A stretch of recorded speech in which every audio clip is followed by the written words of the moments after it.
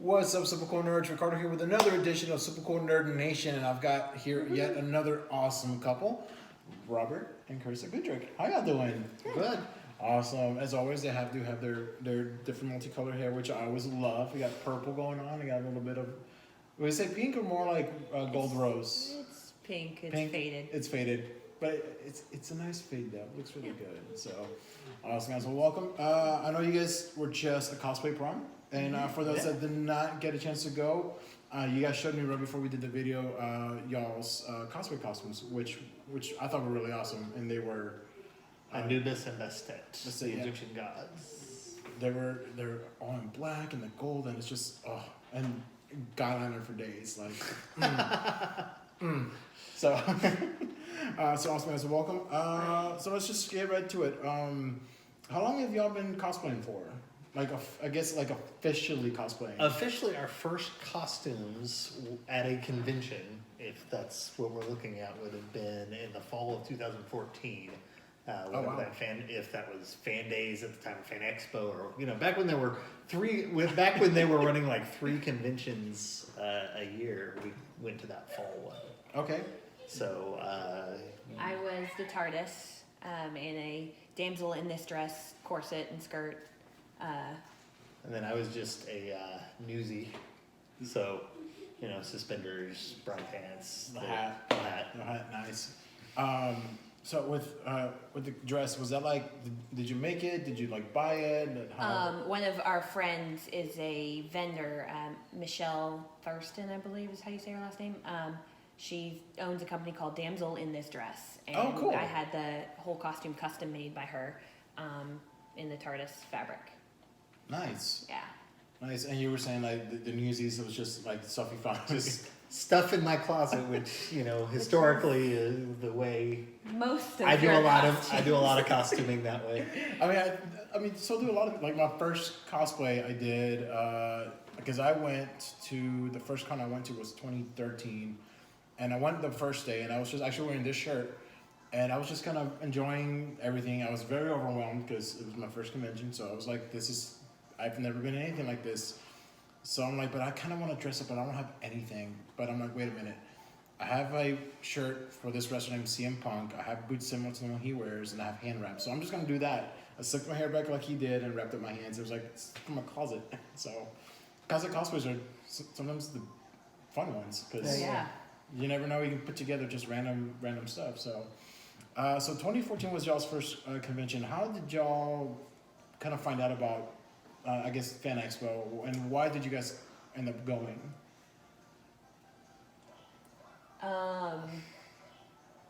We had moved to Dallas in 2013 Okay. from Oklahoma City, and when we left Oklahoma City, really kind of our only costuming type thing was the Renaissance fairs. Okay. We enjoyed that. We'd heard about Scarborough Fair.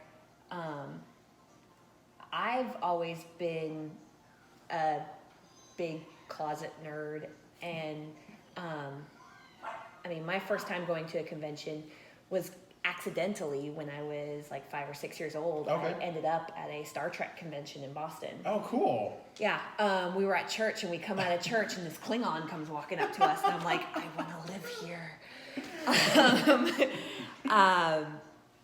And so, I mean, I think it was me that had been kind of trolling for stuff to do. Yeah. I was like, oh, I love, Doctor Who. What's something I can do Doctor Who-y? And then, we went to the convention. We did, over the course of that next year, we did a couple other things. We did Fan Expo that next spring as Nightcrawler and Dark Phoenix. And I remember that. Zachary went as Dash. Nice. But then after that, one of our other friends, Jamie Godano, was like, hey, you should join this group on Facebook. I think you'd like it. Funny enough, it was North Texas Cosplay. And that was, I think it was that summer, 2015, that we kind of got hooked into that, and then it just kind of snowballed from there. As it usually does. So you said you Renaissance fairs growing up. Did y'all go to any of them? Are they any in Oklahoma actually? I don't even know. Oh yeah. There's well, she's actually from Boston. Okay. So as far as Oklahoma goes, in Norman there is a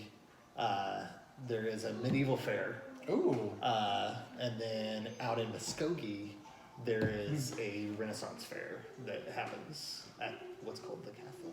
Ooh. So and that's It's and like that every one's- weekend for a and- month or yeah. two. Oh wow. Okay, so similar to Scarborough. Similar. Yeah, similar. It's kind of based after Scarborough, I think. Okay, 'Cause cool. they I don't have know which some- came first. Yeah. Chicken or the egg. So, but yeah, growing up, I went to, because I grew up in Oklahoma City, I went down to Norman like every year. And I didn't really start dressing up. Well, my dad lives in Phoenix, Arizona. Okay. And so I would go to the Arizona Renaissance Fair as well. And I didn't really start dressing up for Renaissance fairs in particular until I met this one, and she was in Phoenix visiting. We were in Phoenix visiting my family. We went to the Renaissance Fair, and my dad's like, "Well, why don't we get some clothes for you guys?" And we're like, "What?" Well, I had my dress. My mom is a amateur seamstress in her free time, and had made an Eowyn dress for me. Ooh. It was Arwen from Lord of the Rings, the red dress that Arwen wears. Okay, yeah. And so I brought that with me to the fair, and we ended up getting like a corset to go with it, and this and that. And Cool. Yeah. so But as far as costume stuff goes, for me, I have a piece in my closet that I've had since I was 12. Okay. Because I wanted to be a mad scientist for Halloween, and my mom, who worked in a hospital, one of her coworkers said, "Oh, I'm getting a new lab coat. If you want to be a mad scientist, do you want this lab coat?" And I go, "Sure." Well, it finally fits. So I mean, that was kind of my first piece, and from there, part of it is I'm a hoarder and I haven't gotten rid of any clothing really. I mean, I've got a leisure suit that I wore in high school. he still has his original Mighty Ducks jersey. Ooh. Yeah. Wait, like the green with It was the Mighty Ducks 2 whenever they were in Okay. the Goodwill The Trick games. Boys. Yes. Nice. Funny enough, I just watched this movie the other day on HBO Go. It's like Well, there you go. classics. So, so with costuming then, obviously your mom is an amateur seamstress. So did you kind of grow up dressing up a lot as a kid, or like was Halloween like a little bit more extravagant? Yes and no. I mean, we didn't have a whole lot of money to be spending on cloth fabric all the time, but when my mom had the chance, she would definitely sew stuff for me. I've got pictures back from, very, very young.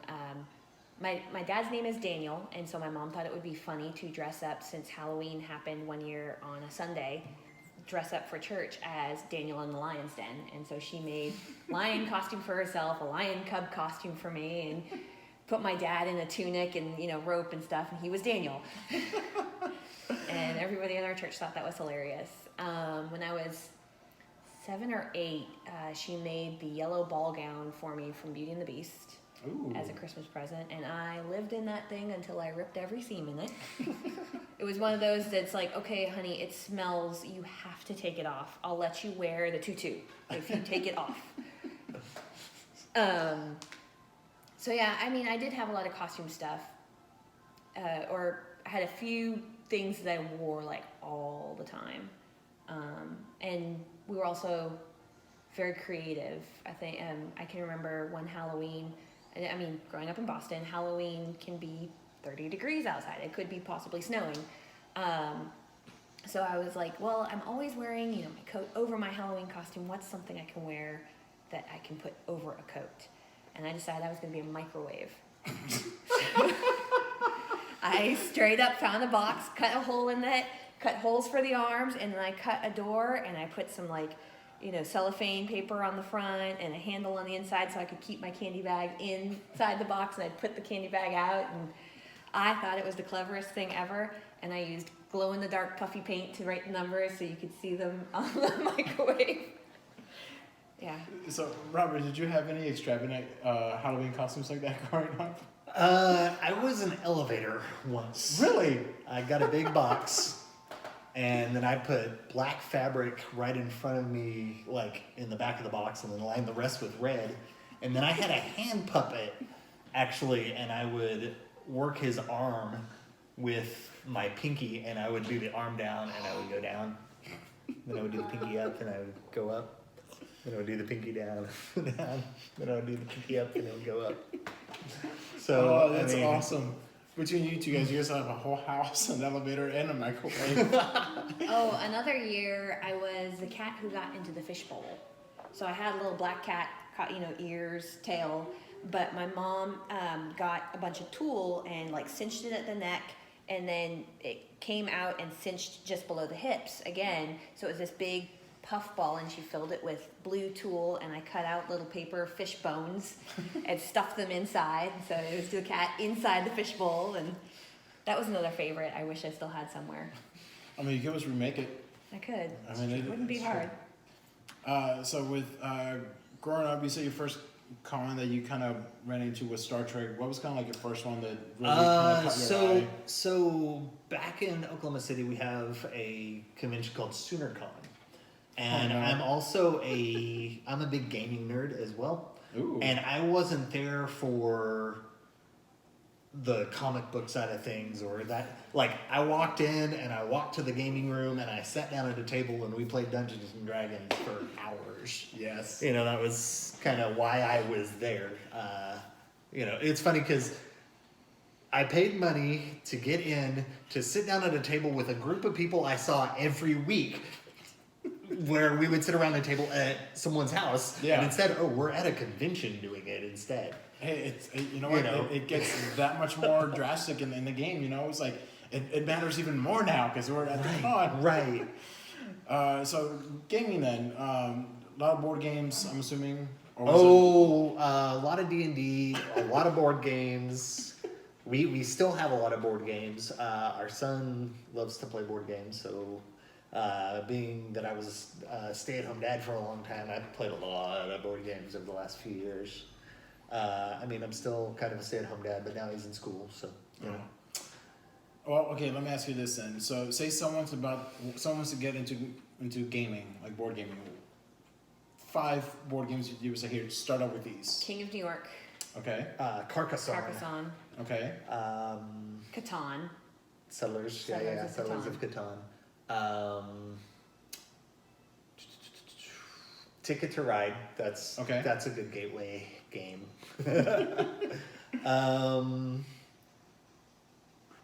Quarriors is another one of my Quarriors was your favorites. gateway That's game. my gateway game. One of the games I like to carry around that is fairly simple, but I've kind of got people. Zombie dice. Zombie dice. Zombie dice. Zombie dice. That's super portable.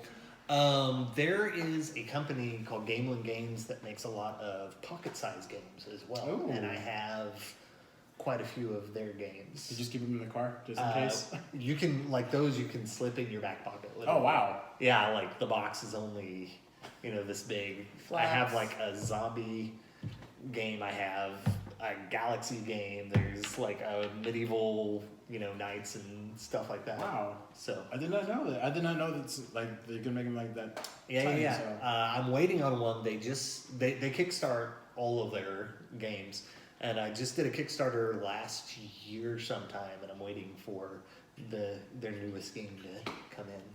It's supposed to be here in November. I'm excited. Flux is another good one. Yeah, Flux is I That's have one- played Flux. I've That's played one that you Flux. can play with non-nerdy people because, the basic rule is draw one, play one, and every play that you make is a new rule or a new goal or a new, and so it's, But if you can read, you can play. we've definitely played that one with people, and we play, and then they play a card, and we're like, "Hey, congratulations, you win!" And they're like, "What?" So I think that was my reaction. I played it like once or twice. I remember having a lot of fun. I remember somebody just one were like, "Wait, that's it? All right, let's go again." yeah, I've played like Monopoly and Cards Against Humanity, Uno, that kind of stuff. But like the one I actually own one board game. and it's the house on the haunted house on the hill. House on Haunted Hill? Yes, that one. I played it with a couple of my friends years ago, and I liked it so much I went out and this last Black Friday they had it on sale, so I'm like, Gotcha. I need it. Then I bought the expansion pack too. Gotcha. So. There was some of my friends back in high school and I would play a game called Talisman. Talisman, okay. Like, we had a copy in there. They had all the expansions. There was a big tower with a dragon on the top and things like that. And we would get together on, like, I think Saturday or Sunday nights and play that, you know, as well whenever we weren't playing D&D. What's the one that you always talk about with the cellars and the witches? Oh, it's a deck building game that I don't own. Christmas list. Yeah. Oh, someone's. I don't remember what the name is. Oh, Fail. Oh well. Or something with witches and cellars. So if y'all Well, can find it. it's a deck building game, and there are different pieces. Well, you start out with like 6 cards. Mm-hmm. No, 9 cards. 9 cards. four money cards and like 5 land cards, maybe. But there's different types of buildings you can purchase with the money, and then you're trying to acquire more land, and the Okay. person with the most land at the end wins. Well, in one of the expansions, they've introduced a witch, which gives a curse, and every time the witch comes out, everybody who doesn't have a cellar to hide in Okay. gets a curse. There's a curse. Okay. So one of my friends brought out this game, a Dominion. Dominion. There it is. Dominion. There it is. There it is. Dominion. So he brings it out and he says, "Oh, but we're gonna play with the witches this time." And I was like, "What does that mean?" And he's like, "Oh, there's this stuff." So I go, "Okay." So I pull up my first hand and I have 1 gold. Well, that's enough to buy a cellar. Okay. So I buy a cellar. And then the next hand, 1 gold. So I buy a cellar. I ended up buying all 5 cellars that were there. And then I was like, So then I start buying witches. And I ended up with 4 out of the 5 witches. So then I kept playing witches and nobody had a cellar to hide in except for me. And so it was the lowest scoring game we ever played. But you won though, right? But I won. There you go. That's all that matters. Hi. Do you need a power for thirsty? Hungry. Both. 1 sec. Give me 1 sec. Let's see. You said your first convention was Star Trek. Because it was across from your church. Did you end up going to that, or did you just kind of Walking through quickly, but not necessarily like. Right, just keep going. What? I have no idea. You have no idea. Okay. Who's gonna have to cut and paste this? Yeah.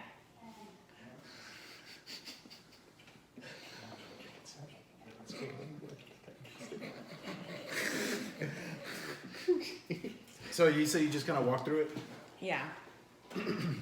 Just like walking through to get back to our car or whatever, because the vendor's hall obviously is where, Yeah. and we hadn't been anticipating going to a convention. So my dad and I were big Trekkies.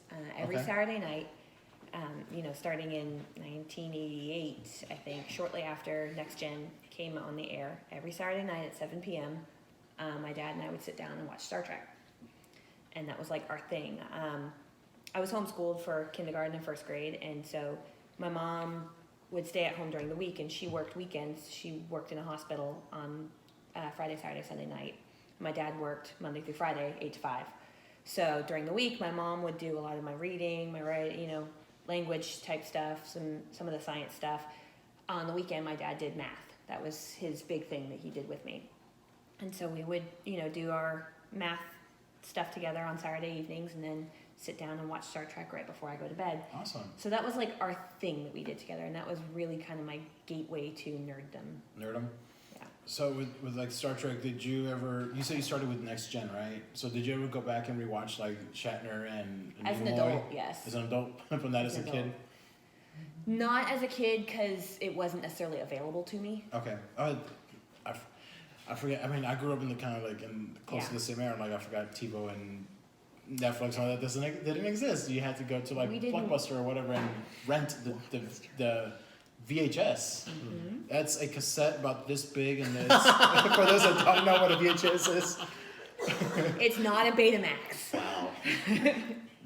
Now you have to explain what a Betamax is. Okay, so back in the day, there was this competition between VHS and Betamax, much like there was a competition between Blu-ray and HD, and Blu-ray ended up winning. I thought HD was gonna win. I actually still have some HD DVDs at my parents' house, but I ended up betting wrong on that one. So There you go. I went digital as soon as iTunes was available. it was 2001, 2002, something like that.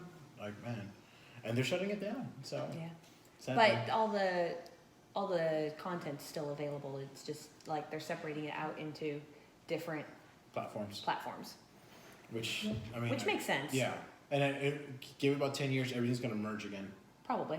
Just everything separates, everything merges again. So, I mean, I have more streaming things than it's like I might as well just get cable because it's all gonna pop on there at some point. So, so with growing up Star Trek and growing up with gaming, how when y'all met, what was kind of like the thing that kind of said, "This is my person." Dancing. Yeah. Swing dancing.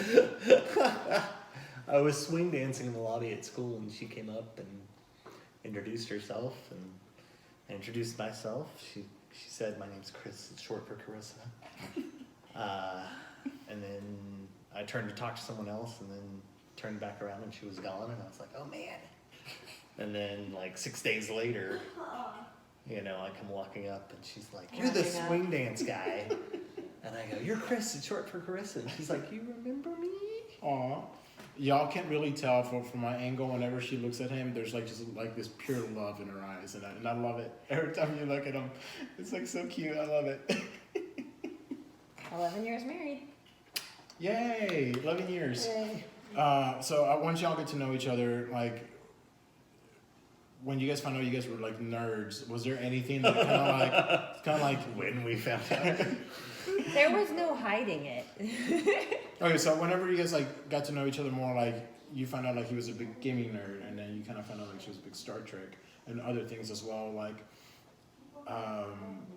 did that just I guess make y'all's relationship stronger? I think initially our big thing was the dancing. Yeah. That was kind of And it's funny because like we kind of took like, here's all my nerdy stuff and here's all your nerdy stuff, and there were like points of connections. But then like we got to introduce each other to more and more of what the other person liked and things like that. So that was pretty cool. All right, so let me ask you this then: what is something that Carissa introduced you to that you absolutely love now, and same question to you: what is something that Robert introduced you to that you absolutely love? That's a difficult question. That's interesting. Hey, if you got a couple things, go for it. Because like I introduced my wife to wrestling, and now she's probably as a big a fan, if not probably a bigger fan than I am. That's funny. So and she has introduced me to like really pay attention to like movie scores and certain types of music. So like that's something that I absolutely love now. Like a lot of my records that I have are music scores Oh, cool. because of Chelsea.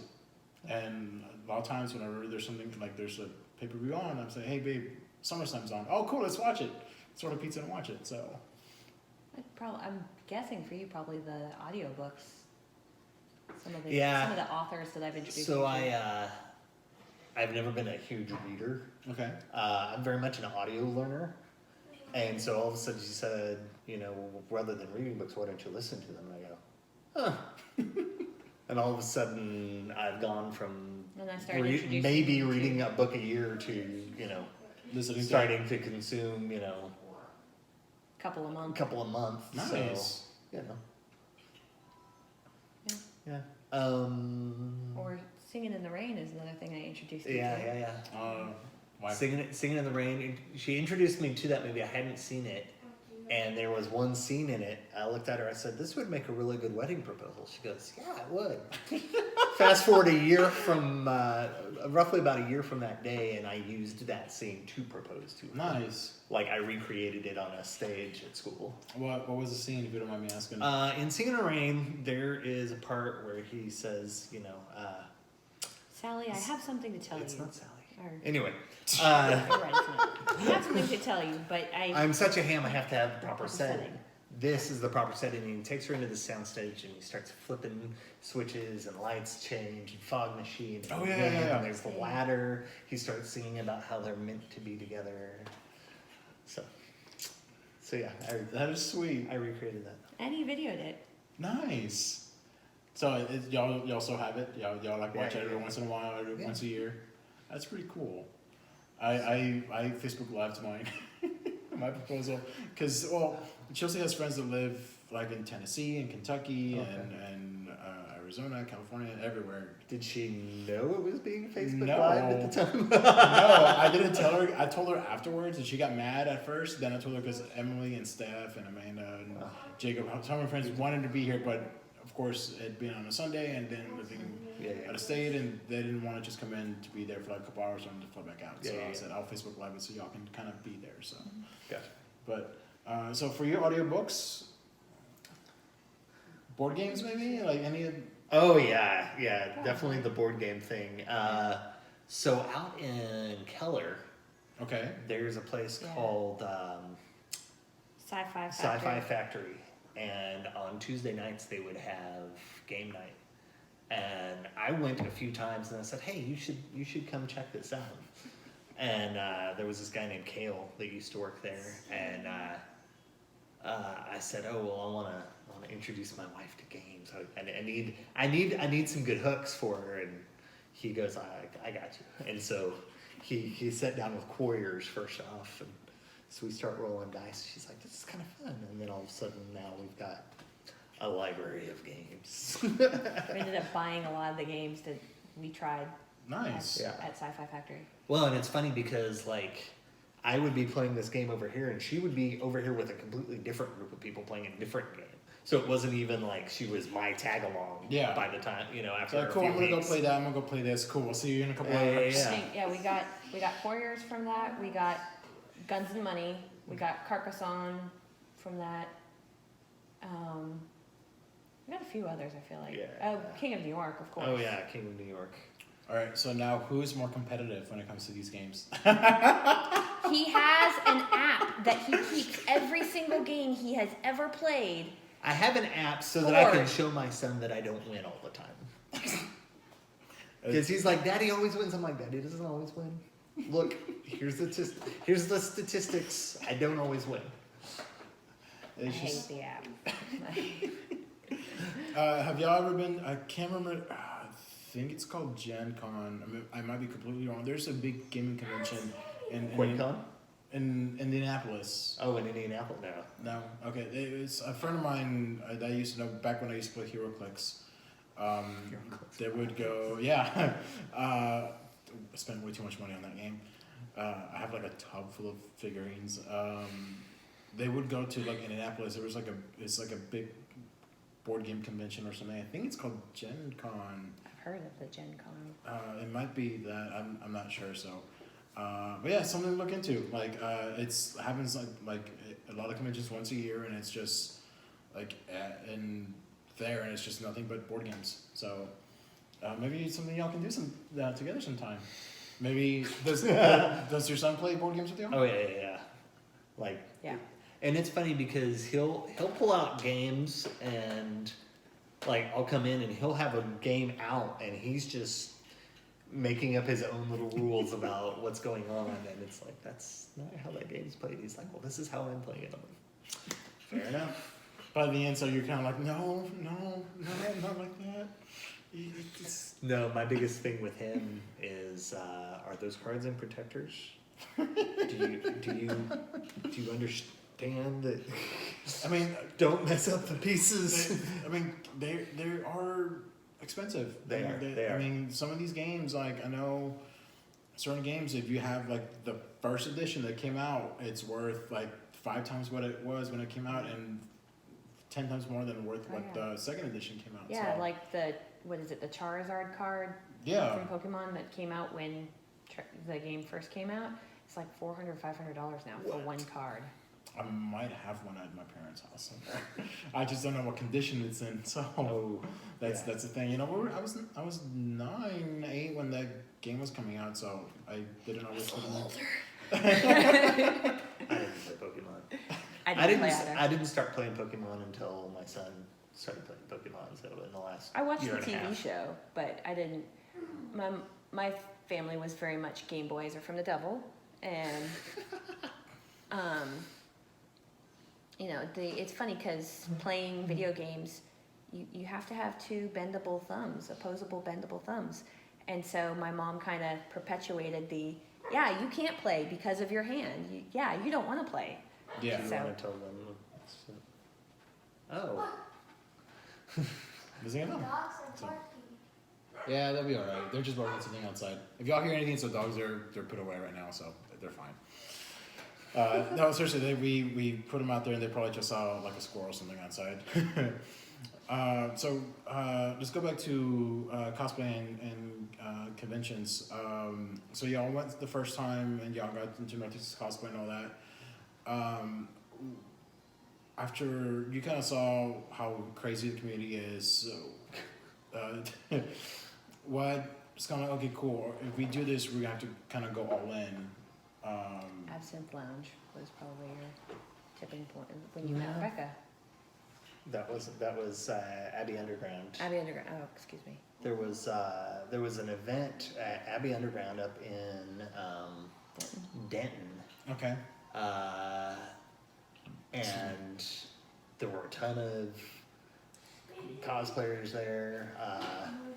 I met a lot of people that night. That was, well, back up probably 3 or 4 weeks to February fan days when I did Harley, you did Katana, and he did Joker. That was kind of that's when we really, like, I made my costume, she made her costume, you know, we improvised some stuff We for made him. his costume We too. made his costume too, and that was kind of that tipping point of, okay, we're doing this. What's funny is the night before was when Deadpool came out, and James Wallace had sent out a message and said, I need Deadpools, and there were like 15 of us showed up as Deadpool. I showed up. More than that. I showed up as like hipster Deadpool. With his full goatee. Yeah, full out goatee, you know. And it's funny because that night we knew that everybody was going to be at the convention the next day. So it's like, so what are you wearing? What are you know? And so that we could reconnect Tomorrow, you know, the next day. the next day, and then, you know, things like that. And so that, I think that's more of where things started to get solid. But yeah, fast forward to Abbey Underground, and it, you know, really kind of solidified, I guess. Nice. What'd you guys cosplay at Abbey Underground? Are we used there? I was Clothes? I was at work. She was at Okay. work. I was like in steampunk. Nice. Steampunk gear, like a gray vest, the buttons kind of I think you had diagonally, and These glasses or something similar. no, I had my pince-nez glasses Oh, that that's just right. sit on my nose, and then I had a top hat, but my goatee was like Solid. huge, and you know I had The the little In the curl bar. going. yeah. So, Do you like him better with the goatee or without the goatee? Depends on the day. yes. So you guys have done a lot of cosplays together, and you guys have gender bent a lot of cosplays as well. Has there been any like top favorites or ones that you guys would like do over and over again? We get Our most frequently requests. requested ones: The unicorns. unicorns, Bellatrix, Bellatrix and and Gilderoy. Oh, those are just some of my favorite ones. Yeah, the Gilderoy is definitely the one that people are like, oh my god. So real quick, going back to the unicorns, you guys were internet famous for like a split second, for a split second there. So Because Starbucks introduced the unicorn frappuccino. This was before I was working for Starbucks again, and we went over to one of the Starbucks. It was us, Darian, and Rain. Rain was dressed as Deadpool, but it was the three of us as unicorns and him as Deadpool. And we come in and we're like, "We're here for the unicorn frappuccino, please." You know, me and my pink, purple, and blue. Her and her red, white, and blue. Yeah. So yeah. and then someone Wait. snapped a picture of y'all And said the hype is real. What's funny is those costumes kind of came a little bit out of a dare. One of our friends, Okay, so someone was getting rid of a bunch of fabric Okay. and said, "Hey, who wants to come over to my house and go through all the fabric I'm trying to get rid of because my sewing room is Overflowing. overflowing." So I go, "Yeah, sure." So I head over there, and Debbie Redfern is there when I get there, and she's like, "Oh, I set this aside for you."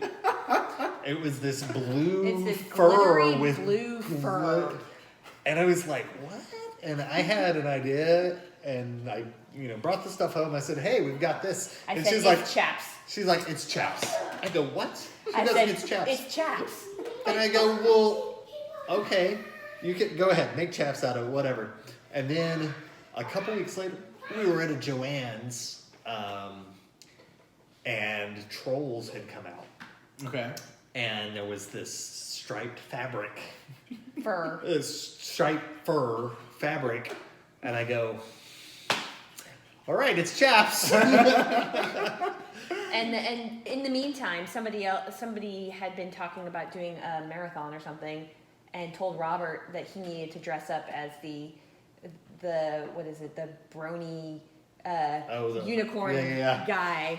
And so I saw that picture and I was like, chaps, brony, sure. Let's go for Let's, it. So- let's go all in. Let's be ridiculous. And this kind of gateways me into a conversation about how I do cosplay, and because the shirt I wear for my unicorn is the same shirt that I wear for Jubilee. Okay. It's a I pink forgot you shirt. did Jubilee. I do Jubilee, and it's that pink shirt. I mean, Yeah. she wears my Jubilee as well, but it's primarily my costume. But a lot of the things that I have are things that, oh, I use this for this or this or You're recycling. yeah. Well, we like gotta- my Joker jacket. All three of us have worn the All Joker three of jacket. us have worn the Joker jacket. Well, what's funny is, Waxacon 3 years ago? I don't know. I woke up and I was supposed to be there by 9:30 to set up. Okay. And I woke up at 9 o'clock and it was 45 minutes away, and I was like, my hair was green. Oh, so it was 2 years ago. My hair was green, and I was like, what am I gonna do? I don't have time to do Joker makeup. So I'm looking around, like I'm looking at the closet, I'm like, what am I gonna do? What am I gonna do? What am I gonna do? And I grab the purple jacket. I go, what can I do with this? And I was like, well, I need to cover my hair. So I start looking and I see this brown top hat. And I'm like, done. Do the brown top hat, grab some yellow fabric that I have and tie a tie over a shirt, and then I have some brown striped pants, and I was Willy Wonka that day. Just 5 minutes, Willy Wonka, bam! Well, Those were the then, best. a couple weeks ago, David Dunlap had asked me to be in his wedding. Aw. And so a couple weeks ago, I said, well, it's costumed and my hair is purple. What do you think I should do? And he goes, do Cheshire Cat. And I go, okay. So I dive into the closet and I'm looking around and grab the purple jacket again. And then I grab like a hot pink shirt and then a purple bow tie, and I go, oh, yeah. And then I called around and I found a tail that I could borrow from somebody, and we already had ears, funny enough. There you go. So, it's a lot of, what can I, like Gilderoy came out of a phone call, hey, there's a Harry Potter event going on tomorrow, do you have anything that you can wear? And I went to the closet and I go, well, wizards need a cloak, so I grabbed a cloak that I had, and I go, well, what else do I have? What else do I have? And so a lot of it is, okay, this isn't screen accurate, but I feel like it's something this person would wear. Yeah. You know, like my original Gilderoy was very much, well, it's something he would wear. Not necessarily something you saw him wear in the movies, but it's something he would have worn. Yeah. Kind of thing. And now my costume is a little more screen accurate. Okay. So I've come further down the road. So a lot of your costumes feel kind of like you guys like just find stuff and put it all together. Do you guys like sew or hot glue anything? My Harley was the first thing that I sewed. My vest, my Harley Quinn vest. You've sewn a few things. I alter a lot of stuff. You alter a lot of stuff. We do chainmail and scale mail is where we did her Charizard. Oh, that's right. I remember seeing scale mail Charizard. That was progress photos. That was 40 hours worth of work between the two of us. Oh wow! To do that, so. Yeah. Eventually, but it's going to be articulating wings and the whole works. But I've done scale mail and chainmail for some other people in the community, like Kevin Lewis's Green Goblin. All the scale mail on his sleeves and legs. I did. There's a Hound costume that Dan Madsen wears that Brandon Wessel now wears. The chainmail on that I did. Nice. So. Yeah, and Jack of all trades. We do. I like it. We do a lot of that. Jack and Jane of all trades. Yeah. I mean, growing up, I did a lot of jewelry making. Okay. So I did a lot of beadwork, wire work, things like that. That was my primary source of income as a kid. That and babysitting. So I kind of pulled. He started doing the chainmail stuff, and I'm watching him. I'm like, I can do that. That's really similar to what I do, just slightly different tool. I could totally do that. So it's kind of, and then at the same time, he'll watch me and he'll go, yeah, I could do that. And, kind of, so we pull a lot of each other's techniques Nice. and then I learned, I knit as well, and I saw some stuff about knitting scale mail, and so I looked into that. I'm like, yeah, that's pretty, similar concept. And so I was able to knit gloves for the costume and put scales into it, but it's still fabric, so it's still soft. Nice. Are there any cosplays that you guys have really wanted to do but haven't done yet? Anything like on y'all's buckets list? So, our son's getting a little tall. Okay. But one of our dream family cosplays has always been him at, Lord of the Rings. Him as Mary. Her as Eowyn. Okay. And me as the Witch King of Angmar. Ooh. Because I am no man.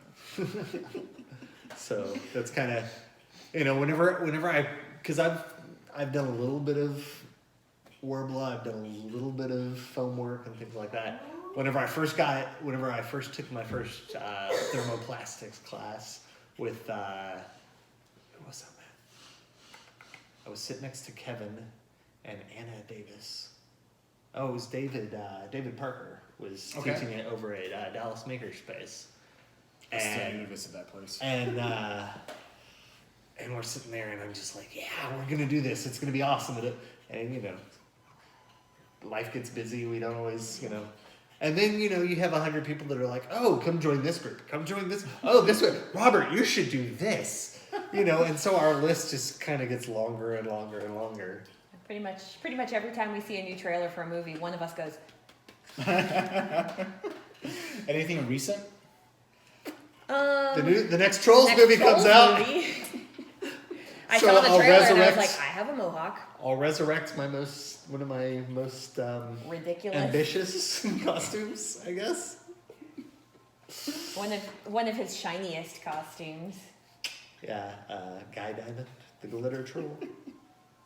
Thank you, Hannah and Nick Glover, for that one. Well, for the Lord of the Rings one, you've got we're in 2019, right? Yeah. You've got 2 years into the 20th anniversary of Fellowship of the Ring, so that means you've got 4 years into the 20th anniversary of Return of the King. So you've got 4 years to. He's perfecting his stilt walking skills right now. Okay, so you got 4 years. Yeah. You got 4 years. Back in March, I joined a circus troupe here in Dallas. That's right. Yeah. And so, that's something completely left field geeky, but still geeky. I've been training as a clown And then recently one of the guys was like, hey, do you want to try out my stilts? And they put me on stilts, and after an hour of training, I'm like dancing around and like, we need to put this guy on stilts. And so the circus ended up buying me stilts, and now Nice. I'm training to be a stilt walker. And so Have you tried them? No. Would you try it or just? my feet are bigger than hers for one thing. Oh. Yeah, because they have shoes attached, like Oh, bolted yeah, to yeah. them so that your feet Don't- don't slip. Yeah. And the shoes that are on there are for him. For him. So. Oh. Yeah. Well, that seems like a lot of fun. I've seen people do stilts before, and I know it's not an easy thing. So, well, I mean, probably for you, yes, because you're a dancer, but. And that was kind of the thing. Like I got up there and I was like, okay, this isn't bad. And I had the balance, because I dance a lot, and so they were like, wow, you're recovering from things a whole lot faster than like I was doing things that they were like, it's taken me, months to try and walk backwards or things like that. And I'm like, what? It's just Like walking this? backwards. I mean, it's so. So yeah. Some things, I mean, it's like. He's a stilt savant. I finally found it. Finally found my talent. Stilt walking and chainmail. And getting awesome costumes just out of random things out of the closet. Yeah, So, yeah. is there any? So, y'all been doing this now for about 5 years now, give Yeah. or take 5-6 years. Other than like the Lord of the Rings cosplays, like what are also like some of your other cosplay goals or convention goals, just general, that you guys kind of really want to do? I think Charizard was one of my big ones, and I'm still kind of like, I haven't quite gotten what I wanted. So, Yeah. One that I've been looking at for a long time that is going to probably take a little work as well is Rumpelstiltskin from Once Upon a Time. Upon a Time, Okay. like forest version where he's all painted up and he's got like the alligator skin I'm vest. gonna have to look and it up things afterwards. Like I've never seen it Once Upon a Time, but I'll look it up. Oh, yeah, 'cause- yeah. it's pretty cool. But He's a character actor. I'm so a character he guy. finds these niche characters and is like, this, yes. like one of his things is he's always, magic comes at a price, dearie. Things like this. And I think that's kind of, as far as cosplay goes for me, yeah, I've got the costume, but I pour into the character as well, which helps people, whenever I walk in and I'm not screen accurate, I hopefully fill in the gaps with characterization. Okay. And that's kind of All right, where so that lies. let me ask you this, because when you get into character and all that, do you ever find yourself, like, after everything's done, once your adrenaline runs off, do you ever find yourself kind of like having a hard time getting out of character? Yes. Go ahead. So after one of the conventions, he had been dressed Last as fall. Gilderoy all day. He comes and visits me at work to bring lunch to me or whatever, because I didn't, we had kind of ships passing in the night, hadn't seen each other in a while. And as he brings me lunch, he's like, oh, are any of my friends working tonight? And I'm like, well, I don't know who's working, but, my friend Lynn is working, and She's new. and Oh, no. you'd like her, she'd like you, whatever, blah, blah, blah. And he walks up, full Gilderoy. Well, hello there. How are you? Pleasure to I'm meet Robert. me. Blah, blah, blah, blah. I go, wait.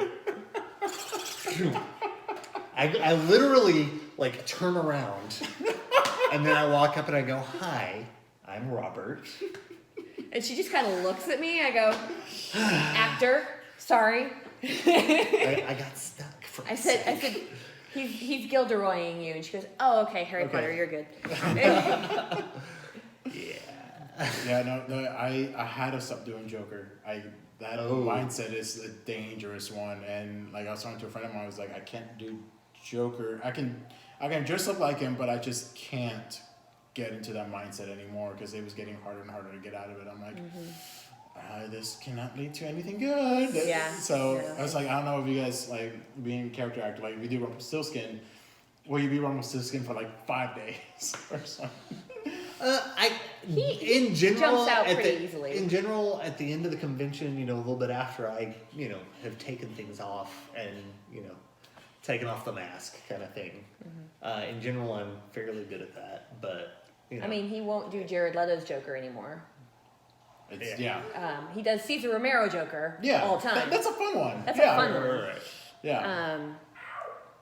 But yeah, I don't know. What about you, Carissa? Ever I have trouble staying in character. Okay. I'm not an actress by Bellatrix nature. is probably the one that she's... Bellatrix is, she's good Yeah.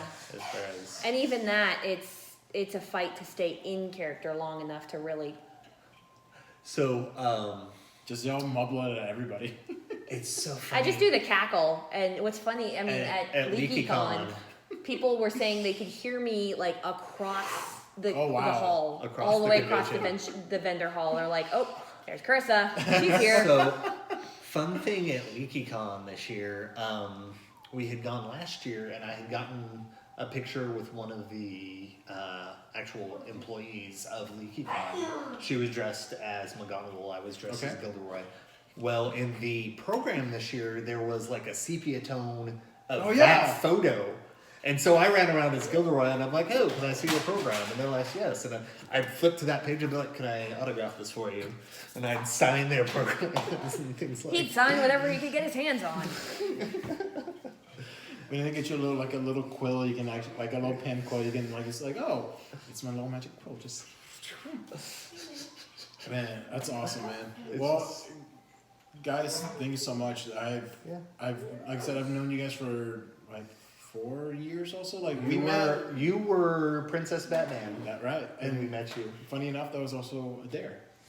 Princess Batman, somebody told me, hey, they showed me a picture of Princess Batman, and I'm like, you want to do this? I'm like, fuck you, watch me.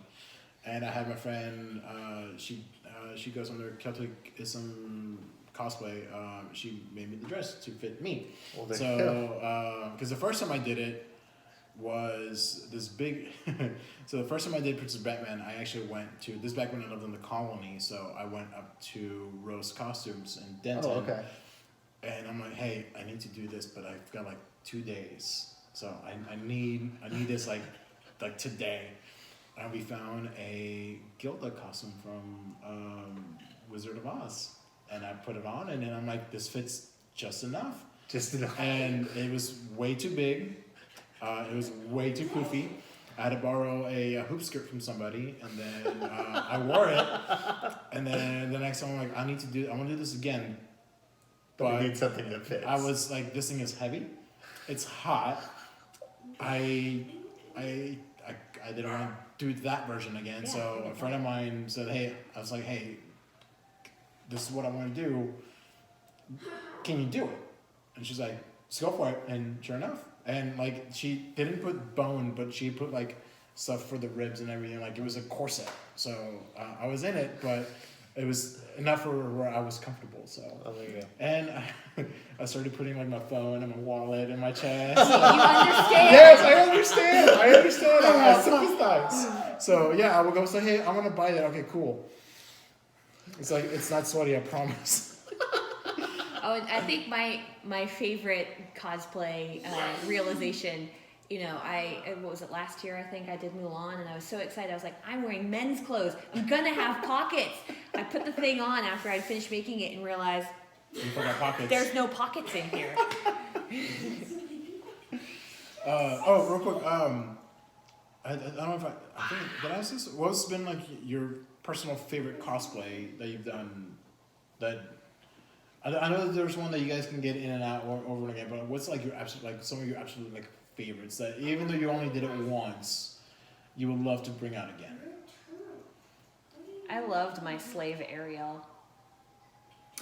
Oh yeah. We did Slave Leia / Little Mermaid. We did Disney intellectual property is how we did that, and she did Slave Ariel, and I did Gone Solo. So Gonzo Han Solo. Yeah. I'd like to revisit that one and do an actual, because all I had was the nose and then a blue wig, and I had gotten some fake glasses. I want to make an actual, Muppet mask. So you are a Muppet, so. That's what they say. He's a Muppet of a man. As far as, I mean, there's one I would like to revisit. You want to do Charizard, of course. I want to update Charizard. Update Charizard. I'm pretty proud of what that turned out as, but I still have. It wasn't quite what I envisioned. So I mean, the chainmail and I'd like it to be like evening gown length, not just a shirt. Yeah. I want the wings to articulate. And we worked on that for a good long while and just fail after fail after fail after fail. Yeah, I mean, we called in some experts, Charles, and you know, we 3D printed some stuff to try and get it to work, and it just in the time we had allotted, it did not work out. So, what was the one you wanted to revisit? Besides, there was something you said. Let's see. I mean, there's a few that I've taken and brought like multiple versions of. I mean, Bellatrix, I've got 1920s Bellatrix, poolside Bellatrix, schoolgirl Bellatrix, Playboy Bunny Bellatrix. Like I've got my. I loved your King George. Oh, thank you, thank you. I'd actually like to do a legit King George, not just the King George F, I guess. Man. What to do?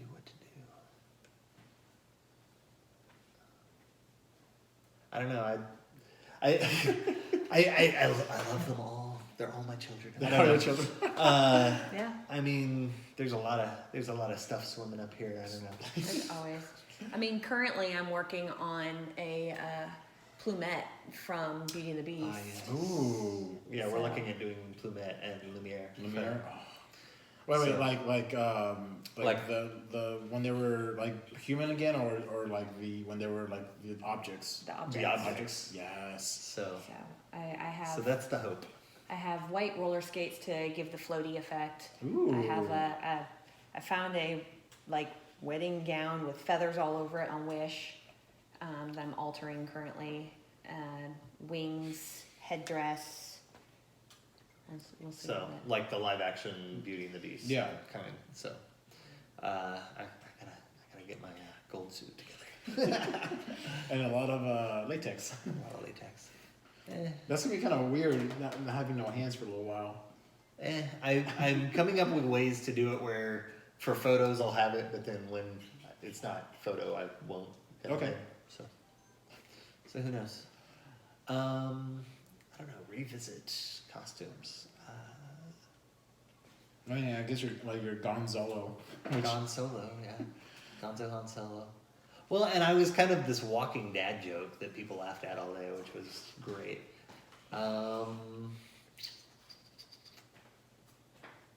don't know. I'd like to. Well, like I have Captain America, and I would like to make a legit helmet for that. You wore that at the Avengers premiere or Endgame. And you'd be surprised how many people confused me for Captain Marvel because I'm a girl. I knew you were Captain America. My nerd friends knew. Yeah. The true nerds. So Welcome, true believers.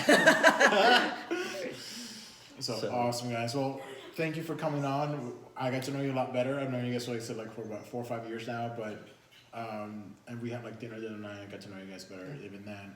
But like I said, I've known you guys for how long now, and I've actually never got to know you guys, but now we do. So, there you go. and I hope everyone else does as well. Where can people find you guys on social media? If anything you want to plug?